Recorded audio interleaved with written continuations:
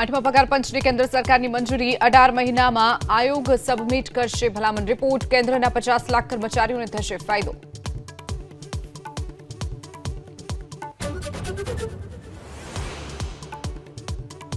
હવે મોથા નામના વાવાઝોડાથી દહેશત આજે સાંજે આંધ્રના કાકીનાડા સાથે ટકરાઈ શકે છે વાવાઝોડું ઓડિશા બંગાળ તમિલનાડુમાં એલર્ટ।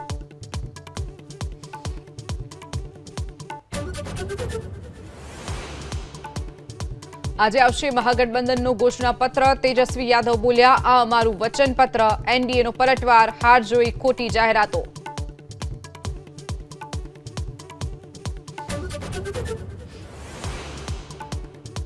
બે મતદાર આઈડી પર પ્રશાંત કિશોરની વધી મુશ્કેલી ચૂંટણી પંચે 3 દિવસમાં માંગ્યો જવાબ બિહાર અને બંગાળની મતદાર લિસ્ટમાં છે પ્રશાંતનું નામ।